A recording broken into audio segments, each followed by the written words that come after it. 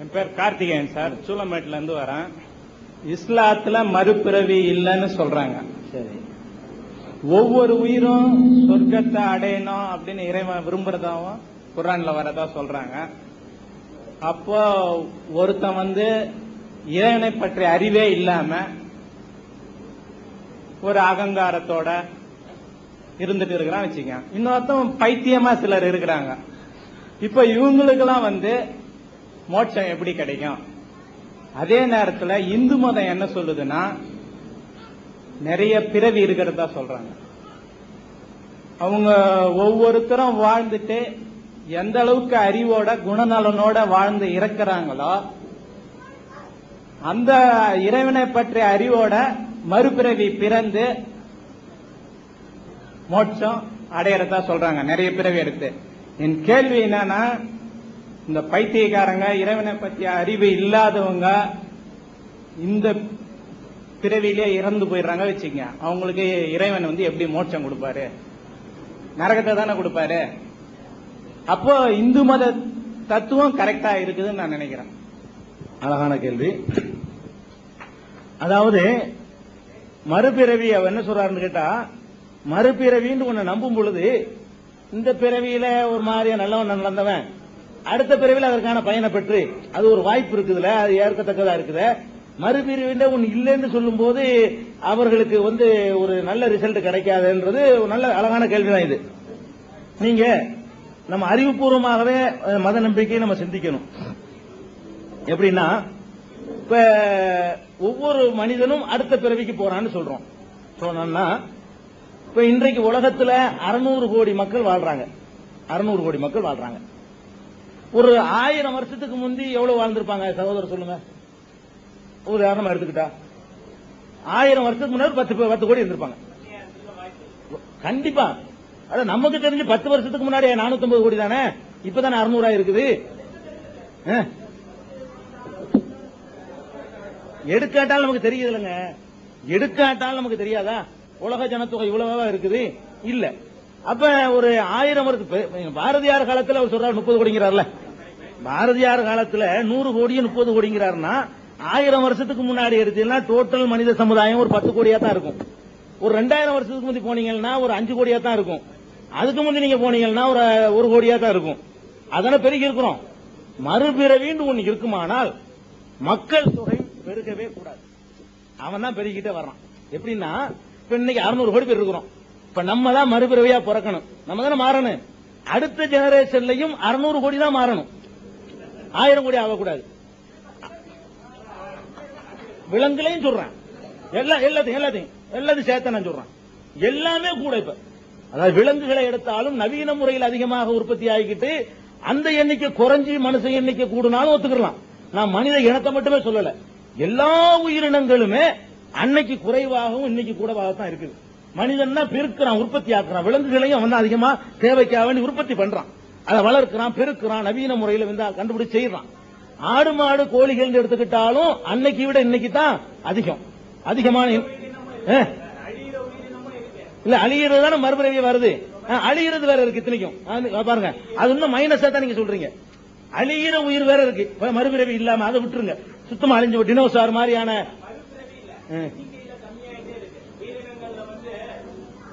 அப்ப இன்னும் மைனஸ் நீங்க சொல்றீங்க. உங்களுக்கு பாயிண்ட் எதிராக தான் வருது. இது அழியாமையே இருந்தாலே இந்த அளவு தான் இருக்கணும், 600க்கு 600 தான் இருக்கணும். அதுல 100 அழிஞ்சு போச்சுன்னா குறையணும். இன்னைக்கு 600 கோடியா இருக்கிறது, அடுத்த ஜெனரேஷன்ல 600 கோடி மனுஷங்க வச்சுக்கிறோங்க. ஆடு மாடு கழுத குதிரை எல்லாம் ஒரு 600 கோடி வைங்க, 1200 கோடி இருக்கிறோம். இதான் மறுபிறவியா இன்னும் மாறணும். அப்ப அடுத்தது நீங்க எண்ணி பாத்தீங்கன்னா அடுத்த நூற்றாண்டுல இதே 1200 கோடி தான் இருக்கணும், 24,000 கோடியா இருக்கும். நம்மளே ஒரு ஜோடி மனுஷன் இன்னைக்கு 600 கோடியா இருக்கிறவன், ஒரே ஒரு ஜோடி மனுஷன், ஒரே ஒரு ஜோடி உயிரினங்கள் தான் இன்னைக்கு பெருகி இருக்கிறோம். உலகத்து அத்தனை உயிரை எடுத்துக்கிறங்க, இன்னைக்கு அதிகம், எல்லா உயிரினங்களும் அதிகம். அப்ப இதுக்கு எங்க இருந்து அந்த பிறவி கிடைச்சிச்சு? நான் தான் கழுதையா பிறக்கிறேன் அடுத்த பிறவில, அந்த கழுதை தான் அடுத்த பிறவில மாடா பிறக்குது, அந்த மாடு தான் அடுத்த பிறவில இன்னொரு வேற ஒரு நல்ல மனுஷனா பிறக்குது அப்படின்னு வச்சுக்கிட்டா, அப்ப இந்த பிறவிகள் இதுக்குள்ளதான் ரொட்டேஷன் ஆகிக்கிட்டே இருக்கணும்.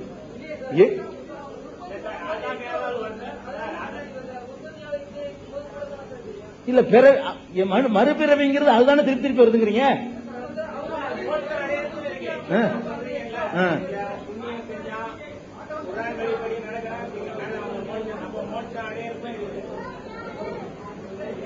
அத மோட்சம் அடையிறவன் இன்னொரு பிறகு வரமாட்டாங்கிறீங்க.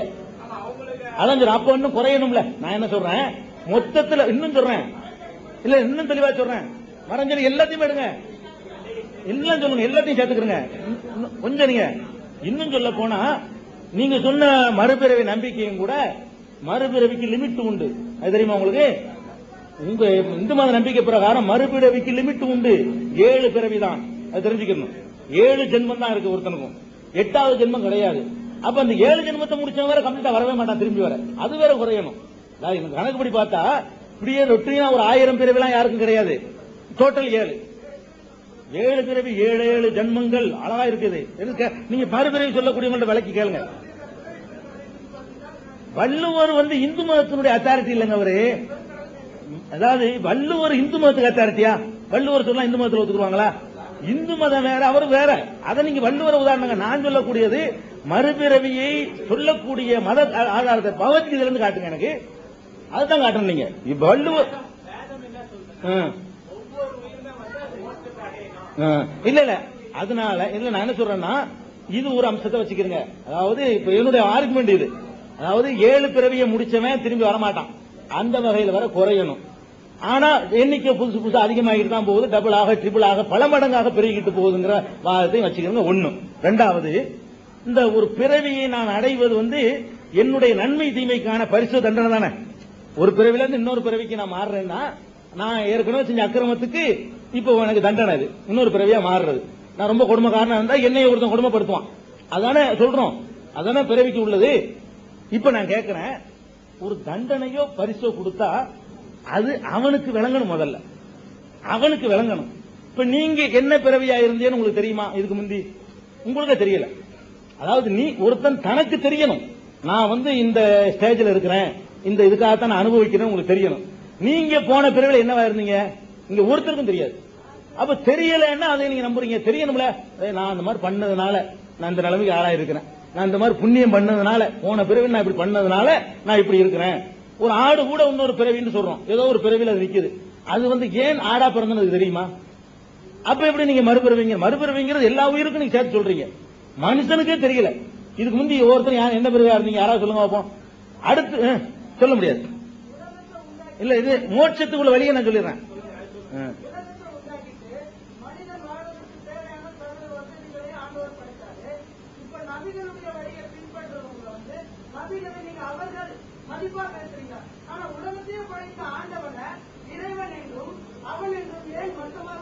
அது ரெண்டாவது கேள்வி.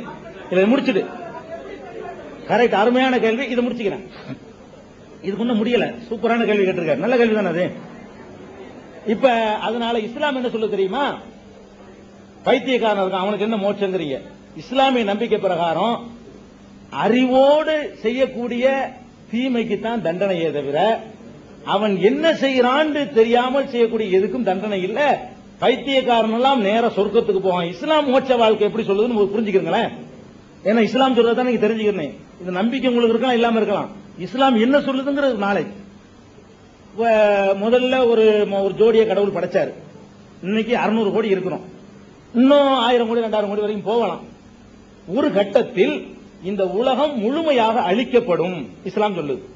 இப்படி எல்லாம் இருக்கிறோம்ல, நம்மளா 1-2 சாவுறது தனி விஷயம், இயற்கை நம்ம மரணிக்கிறது வேற விஷயம். ஒரு கட்டத்தில் அது 1000 வருஷத்துக்கு பிறகு கூட இருக்கலாம், அடுத்த வருஷமா கூட இருக்கலாம். ஒரு கட்டத்தில் உலகம் கம்ப்ளீட்டா அழிக்கப்பட்டு போயிடும் இஸ்லாம் சொல்லுது. இது அறிவியல்லையும் உன்னோட ஒண்ணு மோதி அழியக்கூடிய காலம் வருதுன்னு சொல்றான். சூரியன் தன்னுடைய வீரியத்தை இழக்குது, சந்திரன் இழக்குது, பூமி இழக்குது. உன்னோட ஒண்ணு ஈர்ப்பு சக்தி இழந்து போச்சுன்னா, உன்னோட முட்டி மோதி சுக்கு நூறா செதறிச்சுன்னா என்ன போயிரு, அது பல ஆண்டுகள் இருக்கான ஆகுங்கிறான். சயின்ஸ்லயும் ஒத்துக்கிறான் அழிகிறத. இஸ்லாம் காலத்தை சொல்லல, 2000 அழியும் 2500 அழியும் சொல்லல. உலகத்தை நான் அழிப்பேன் கடவுள் சொல்றாரு. இந்த உலகத்தை படைச்ச நான் அழிப்பேன். அழித்த பிறகு முதல் மனிதர்ல இருந்து உலகம் அழிக்கப்படுற காலம் வரைக்கும் எத்தனை பேர் தோன்றி இருக்கிறாங்களோ அவ்வளவு பேரையும் மறுபடியும் நான் உயிர் கொடுத்து எழுப்புவேன். இஸ்லாமிய நம்பிக்கைப்படி. இஸ்லாம் என்ன சொல்லுதுன்னா, மறுமைன்னு சொல்லுது, மறுபிறவியை சொல்லல. மறுமை வாழ்க்கை எப்படி எல்லாம் அழிக்கப்பட்டுரும். கடவுள் நம்மளை படைச்ச கடவுள் திரும்ப படைக்கிறது பெரிய ஆச்சரியம் இல்ல. இப்ப படைச்சி இருக்கிறவன் நம்பிட்டோம்னா அது பெரிய ஆச்சரியம் இல்ல. இதுல நம்பிக்கை இல்லாட்டி அதுவும் நம்பிக்கை இல்லாம போயிடலாம். நம்ம நம்புறோம், கடவுள் ஒருத்தர் இருக்காரு நம்புறோம், நம்மள ஒண்ணுமே இல்லாம இருந்து படைச்சிருக்காரு. இப்ப நமக்கு ஒரு மாடல் கிடைச்சிருச்சு, மாடல் கிடைச்சவனா ரெண்டாவது படிக்கிறது கஷ்டம் கிடையாது, ஃபர்ஸ்ட் படிக்கிறது எப்பவுமே கஷ்டம். இதை முத உண்டாக்கணும் கஷ்டப்பட்டிருப்பான். இப்ப இதே மாதிரி ஒரு டை எடுத்து வச்சுட்டு அடிச்சு தள்ளிட்டு போயிருவான், ரெண்டாவது படிக்க கஷ்டம். இப்ப கடவுள் நம்ம முதல்ல படைச்சு விட்டாரு, திரும்ப எல்லாரையும் கடவுள் உயிர்ப்பித்து எழுப்புவார். எழுப்பி அவர் வாழ்ந்து கொண்டிருக்கும் போது அவர் செய்த நன்மைகள், அவர் செய்த தீமைகள், அந்த தீமைகள்ல அவர் திருந்தி கொண்டவைகள், திருந்தனா கடவுள் மன்னிச்சிருக்கார் உலகத்தில் வாழும்போது, திருந்தாமல் இருக்கிற தவறுகள், இப்படி வகைப்படுத்தி அந்தந்த தவறுகளுக்கு ஏற்றவாறு பரிசோ தண்டனையோ கடவுள் கொடுக்கிறார். பரிசுக்கு பேரு சொர்க்கம், தண்டனைக்கு பேரு நரகம். இஸ்லாம் சொல்லக்கூடிய மோட்சத்தை சொல்றான். மோட்சம் சொன்னா அவரை எல்லாரும் மோட்ச வாழ்க்கையில் அடைய முடியாது. அவனுடைய நல்ல செயல், அடுத்தவனை சுரண்டி கொலை செஞ்சு கொள்ளை அடிச்சு அதுல இருந்து திருந்தாம கடைசி வரைக்கும் அதிலேயே நிலையா இருந்து செத்தான்னா அவனுக்கு நரகம் இருக்கிறது. இப்படி ஒருவன் நம்புவதனால அவன் அந்த செயல்களை செய்யறதுக்கு பயப்படுவான். இன்னொரு வாழ்க்கை இருக்குது, கடவுளுக்கு முன்னாடி நம்ம நின்று பதில் சொல்லி ஆகணும். அந்த வாழ்க்கையை நம்ம அடையணும். ஒரு பிறவிதான் இதுல இஸ்லாம் சொல்றேன். இதுல அப்செக்ஷன் ரெண்டாவது, இஸ்லாம் என்ன சொல்லுதுன்னு தெரிஞ்சுக்கணும். நீங்க கேட்டார்ல, இஸ்லாம் மறுபிறவியை சொல்லல, மறுமையை சொல்லுது. அப்ப எல்லா மனிதர்களும் கடவுள் முன்னாடி நின்று நம்ம எல்லாம் பதில் சொல்லி ஆகணும்னு நினைக்கும் போது, கடவுள் எதையெல்லாம் செய்யக்கூடாதுன்னு சொன்னாரோ அதுல நம்ம தவிர்த்து கொள்ளலாம். திருடக்கூடாது, திருடுனா உலகத்துல இருந்து தப்பிச்சிடலாம், லஞ்சம் கூட தப்பிச்சுக்கலாம், ஏதாவது ஒண்ணு ஏமாத்தி தப்பிச்சுக்கலாம். கடவுள்கிட்ட தப்பிக்க முடியாது, அவர் கேட்பாரு. திருட்டுக்கு என்ன தண்டனையோ அதை கொடுப்பாரு. அதுல முடிவே இல்லைன்னு சொல்லுது இஸ்லாம். இந்த மரணத்துக்கு பிறகு திரும்ப உயிர் கிடைச்சிருச்சுன்னா சொர்க்கம்னா சொர்க்கம், அதுலயே இருந்துகிட்டு இருக்க வேண்டியதான் இன்பத்தோடவே. நரகம்னா தண்டனை, அதுவும் நிரந்தரமா இருந்துகிட்டே இருக்கும். எந்த பட்சம் இல்ல, எல்லாரும் அடைய முடியாது, அது தப்பான சித்தாந்தம். அதாவதுங்க, நான் அக்கிரமம் தான் பண்ணிக்கிட்டே இருப்பேன், எனக்கு மோட்சம் கிடைக்கும் நினைக்க கூடாது. அதை முன்கூட்டியே சொல்றோம்ல, திருந்திக்கிறங்க. அதாவது அவனவன் நம்ம என்ன நினைக்கிறோம்னா, என்ன அக்கிரமம் பண்ணாலும் அவர் பண்ணுவாரு, அவருக்கு மோட்சம் கிடைக்கணுங்கிறது நல்ல வாதம் இல்ல. அதாவது நம்ம எப்படி நம்ம நினைக்கிறோம்னா, அவர் பண்ற அக்கிரமத்தெல்லாம் பண்ணுவார், அவருக்கு மோட்சம் கிடைக்கும்னா அக்கிரமம் தொடரும், அவன் திருந்துவானா? அக்கிரமம் கிடைச்சவனுக்கு தண்டனை தான் இருக்குண்டா தான் ஒழுங்கா நடப்பான். நம்ம என்ன நினைக்கிறோம், அவன் என்ன அக்கிரமம் பண்ணாலும் அவனுக்கும் கிடைக்கணும்ல, அது எப்படி கிடைக்கணும்? அவன் திருடுவான், கொள்ளை அடிப்பான், அடுத்தவன் மண்டாடி கைப்பிடிச்சு இழுப்பான், அடுத்தவன் சொத்து அபகரிப்பான், அவனுக்கு மோட்சம் கிடைக்கணும்னா அவன் என்ன செய்வான்? அட நமக்கு எப்படி தான் கிடைச்சி போயிருமோ மோட்சம், அவன் மறுபிறவி வாய்ப்பு கொடுத்தாலும் கிடைக்காதுல, அதுல எப்படி நடந்தாண்டா வாய்ப்பு இருக்காதுல்ல. அது மறுபிறவி இல்லைன்ட்டு அது எப்படி உங்களுக்கு தெரியலையே எந்த பிறவில. அதாவது இஸ்லாமிய நம்பிக்கை இது. இஸ்லாம் என்ன சொல்லுதுன்னா, மறுமைன்னு தான் ஒரு வாழ்க்கை இருக்குது, அதுல கேள்வி கணக்கு உண்டு. எல்லாருக்கும்லாம் மோட்சம் கிடையாது, பைத்தியக்காரனுக்கு மோட்சம் உண்டு. நீங்க சொன்ன பைத்தியக்காரன் என்ன பண்ணுவாண்டு, அவன்லாம் நேர சொர்க்கத்துக்கு போறான், அவனுக்கு எந்த கொஸ்டின் கிடையாது. இஸ்லாமிய நம்பிக்கை பிரகாரம் எந்த ஒரு கொஸ்டினும் கிடையாது, நேர சொர்க்கத்துக்கு போயிடுவான்.